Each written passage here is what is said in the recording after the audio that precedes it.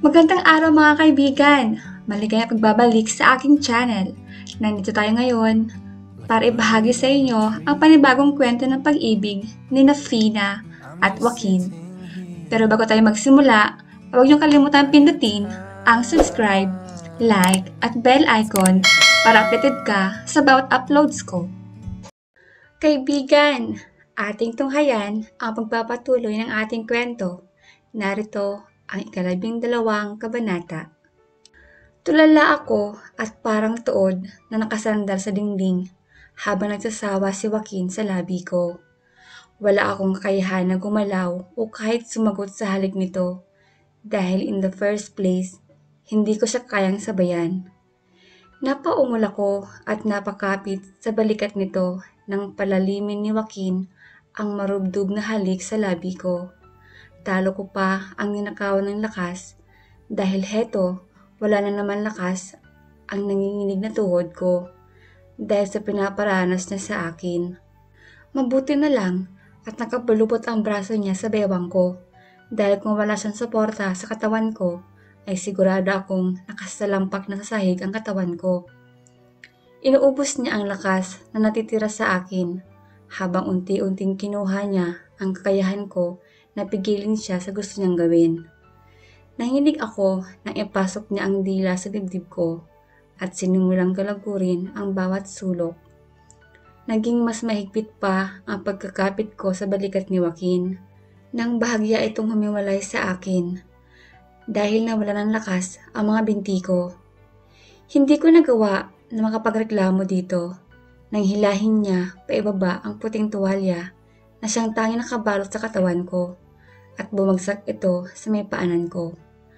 Baliwala ang lamig sa silid na nagmumula sa electric fan sa sulok na nakahubad ng katawan ko dahil mas nag-aapoy ang init na nararamdaman ko na nagmumula kay Joaquin kahit pa nakadamit ito.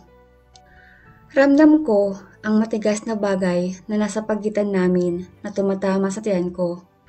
Hindi ko tuloy alam kung ano ang gagawin ko o dapat na maging reaksyon ko sa mangyayari. Dahil heto, aaminin ko, nadala ako sa ginagawa ni Joaquin. Lalo na at bumaba na ang basang labi nito sa liig ko at nagsimula na siyang pisilin, himasin at palandasin sa bawat sulok ng katawan ko ang mainit na mga palad nito. Isang daing ang kumawala sa akin. Nang sa pangalawang pagkakataon ay paglaruan ng dila nito ang tuktok na bahagi ng dibdib ko, saka mabilis sinipsip na parang gutom na sanggol. Pakiramdam ko ay nababaliw ako dahil sa ginawa nito, kaya kagatlabi na napaliyad ako habang pinapanood siya kung paano nagpalipat-lipat sa dalawang namimigat na mga dibdib ko. Tanging mahigpit na pagkakahawak sa balikat nito ang naging suporta ko nang bumaba sa tiyan ko ang mga labi at halik nito. Sa katinunton, ang bagay na sa hinagap ko ay magagawa kong pahawakan sa kahit kanino. Impit na daing ang kumawala sa akin na sa unang pagkakataon ay may humaplos sa bahaging yon.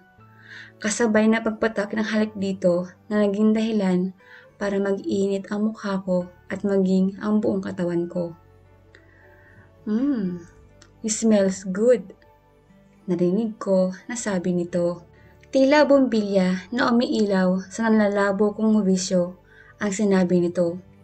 Kung hindi ko siya pipigilan ay baka kung saan mauwi ito. Heto nga at wala na akong maitago sa kanya dahil matapos paghiwalayin ang nanginginig na binti ko nang lumuhod ito sa harap ko ay sinimula niyang sambahin ako. Bagay na sa hinagap ko ay hindi ko inaasahang mangyayari. Kahit kailan ay hindi ko pinangarap na makita si Joaquin sa ganitong sitwasyon na parang wala sa sarili at ang tanging gusto ay mapaligaya ako. Panay ang liyad ng katawan ko habang ginagawa nito ang bagay na yon. Hanggat labi na napasabunot ako sa buhok nito nang iangat niya ang kanang binti ko at ipatong sa balikat sabay sisid ng mas malalim sa kaibuturan ko. Matindi ang epekto sa akin ang ginawa ni Joaquin. Para akong tuyong dahon na sinalaban na ngayon ay lumalagablab sa apoy. Joaquin, tama na. Padaing na sabi ko. Gusto ko siyang pigilan kahit padarang na ako at halos hindi ko nakilala ang sarili ko sa mga daing at umul na kumakawala sa lalamunan ko. Para itong walang narinig at pinagpatuloy lamang ang ginagawa ng mapaglarong dila nito sa sentro ng pagkababae ko.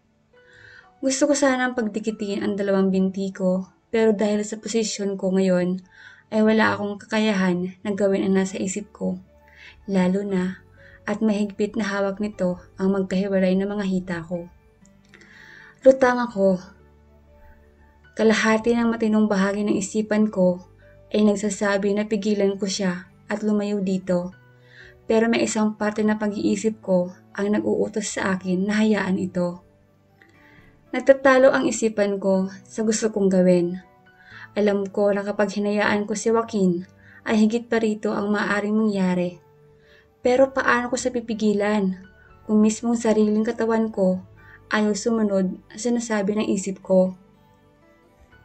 Agad-kagat ang labi na bumaba ang tingin ko sa lalaking walang pakundangan na ginagawa ang gusto sa katawan ko. Hindi ko alam na ganito pala ang bagay na ito dahil wala naman akong ideya kung paano gawin. Pero sa totoo lang, kahit nangalay ang palakang ko sa posisyon na ginawa ni Joaquin, ay natatalo yon ng kiniting dulot ang ginagawa niya sa akin. Nakakapanghina, para ako nalulunod habang habol hininga. Nantigilan niya ako sa bahaging yon. Nanginginig ang mga binti ko nang ibaba ni Joaquin ang kanang binti ko mula sa balikat niya at tumayo bigla. Hindi ko inaasahan ang susunod na gagawin nito nang muling magpantay sa akin. Agad na inabot niya ang batok ko at mabilis na siniil ng halik habang nakaawang dahil sa naghahabol ako ng hininga. Sa isang iglap, naramdaman ko na umangat ang mga paa ko sa sahig. Nang walang pasabing binuhat ako ni Joaquin habang hindi man lamang ito nag-abala na pakawalan ang mga labi ko. Segundo lang ay naramdaman ko na sumayad ang likod ko sa kama na ginagamit ko. Gustuhin ko man na tumayo at tumakbo palabas ay hindi ko magawa dahil sa nakalagan sa akin ang buong bigat ng katawan ni Joaquin. Sa laki ng katawan nito at tangkad na rin ay tila ako batang bumaon sa kama na wala itong pakundangan na binigay sa akin ang buong bigat nito habang patuloy nagsasawa sa labi ko at panay ang gapang na mga palad sa ubad kong katawan. Isang malalim na paghinga ang pinakawalan ko nang sa wakas ay tigilan nito ang labi ko at bumaba sa lalamunan ko ang mga halik nito. Dahilan para mapatingala ako at naghahabol ng hininga. Joaquin, please, stop! Nagawa kong sabihin sa gitna ng kapangasan nito. Pero kahit siguro maghumiyaw ako ay hindi ito makikinig. Lalo na at sapo na nito ang dalawang dibdib ko na tila minamasahe pero sobrang higpit naman ng kapit ng mga palad nito. Alam ko na lahat ng ito ay mag-iiwan ng marka sa katawan ko. Lalo na at konting pisil lamang sa akin ay nagkakaroon ng reaksyon ng balat ko. Ano pa kaya ngayon na hindi lang pisil kundi nilalamas na nito ang bawat bahagi ng katawan ko na nahawakan nito. You want me to stop? Tila nagtataka na tanong nito habang panay ang masay sa dalawang dibdib ko at matiim nakatingin sa mga mata ko. Siguro ay inaarok nito ang katotohanan sa sinasabi ko dahil sino nga naman ang may matinong isipan na tumanggi habang nasa mainit na tagpo gaya nito. Alam ko na sa kabila ng ugali ni Joaquin ay walang babaeng gugustuhin na pigilan at tanggihan ito. Baka nga sila pa mismo ang kusang iduldul ang mga sarili nila para tikman ito. Kahit laging sa lubo ang kilay nito at seryoso ang mukha, ay napakagwapo nito. Idagdag pa sa karisma ni Joaquin ang pagiging arugante dahil alam ko na marami ang mga babaeng manginginig na matikman ito. Gustuhin man ang isipan ko na ituloy kung ano ang gusto ng katawan ko, pero alam ko na hindi tama ito. Hindi ko alam kung ano ang pumapasok sa isip ni Joaquin. kung bakit pumasok siya dito sa loob ng silid ko na nakainom dahil amoy alak ito at natikman ko pa ang pinaghalong pait at init nang halikan ako nito. I don't think I can stop Caroline, sabi nito, saka mabilis na bumaba ang mukha sa dibdib ko at inatake ang bawat sayara ng labi at ng mapaglarong dila nito. Pipigilan ko sana siya na hawakan nito ang dalawang braso ko. Sabay daos-dos na naman sa bahagi ng kanilang ay ginalugad nito. Napabangon ako nang sumisid siyang muli dahil determinado akong pigilan siya. Ayaw ko na may magawa kami na pareho namin pagsisihan kinabukasan dahil nagpadala kami sa tukso. Pilit na hinihila ko ang mga braso ko sa magkabilang gilid ng katawan ko, pero napakahigpit ng hawak ni Joaquin dito. Talo ko pa ang napako sa kama dahil tanging itaas na bahagi ng katawan ko ang gumagalaw. Dahil nakalagan ito sa magkabilang binti ko, habang parang isang nakabuyangyang na masarap na pagkain sa harap niya ang bahaging iningatan ko sa buong buhay ko. Kita ko kung paano kumunot ang noon nito, habang mataman na nakatutok sa mata ng sentro na pagkababae ko. Gusto kong lamunin na lang ako ng lupa, sobrang hiya, dahil kita ko kung paano tingnan ang bagay na yon na puno ng pagnanasa. Nagkasarabong ang mga mata namin nang mag-angat ito ng tingin. Hanggat labi na ibinaling ko sa sulok ang mga mata ko dahil hindi ko kayang salubungin ang mga mata nito, lalo na at nag-iinit ang mukha ko sa kahihiyan na nararamdaman ko. Paano ko siya titingnan sa mga matang gayong lahat ng sulok ng katawan ko ay nahawakan at natikman na niya? Nahihiya ako pero wala akong magawa.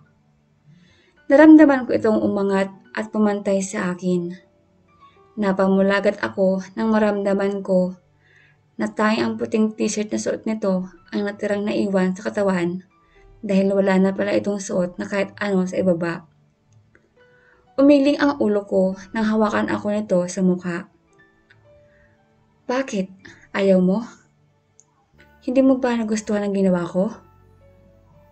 Hindi ba ako ang klase ng tingin mo na kayang ibigay ang kaligayahan mo? Namamaos na tanong nito. Hindi pa ako handa sa ganito, Joaquin. Malumanay na sabi ko dahil nag-iingat ako na magalit ito. Alright, kung yan ang gusto mo, pero don't expect na aalis lang ako rito ng ganito. Masyado nang galit ang alaga ko at kailangan kong mag-release, sabi nito. Nagtataka na bumaling ako rito. Anong alaga niya ang sinasabi niya at anong klaseng release ang gusto niya? Marahan itong tumagilid sa tabi ko matapos umalis sa ibabaw ko, kaya nakahinga ako ng maluwag. Dahil sa isip ko ay posibleng hindi matuloy ang sinimulan niya. Agad na kinabig ako nito patalikod sa kanya, matapos ilagay sa ilalim ng ulo ko ang kaliwang braso niya at mabilis na pumulupot ang matigas na kanang braso sa bewang ko. Dahilan para malikit ako ng husto. Mainit, matigas, at bahagyang gumagalaw ang naiipit sa pagitan namin. Since ayaw mo akong pagbigyan, I guess we will end up like this. Mariin na sabi nito. Sabay subsob sa balikat ko at nagsimulang gumalaw sa likod ko, kasabay na madiing paglalaro ng mga palad niya sa magkabilang dibdib ko. Dahilan para kumawala sa akin ang isang impit na ungol. Hindi ko alam kung bakit tinanggihan mo ako, gayong alam ko na matindi ang epekto ko sa'yo. Bulong nito sa kanang tinga ko. Kasabay na madiin na kanggat nito sa batok ko, ang panay hagod nito sa likuran ko. Kaya ramdam na ramdam ko ang matigas na bagay na tumatama sa pisngi ng puwet ko. Hindi ko lubos maisip na mararanasan ko ang ganito, lalo na nang may higa sa kama katabi si Joaquin, habang hubot-hubad kami at yakap ako na mahigpit ng ganito.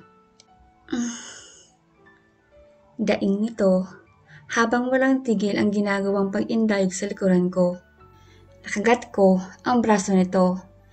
Nang lumaos-dos sa sentro ng pagkababae ko ang kanang palad nito, at mabilis na pinaglaruan ang kuntil ko.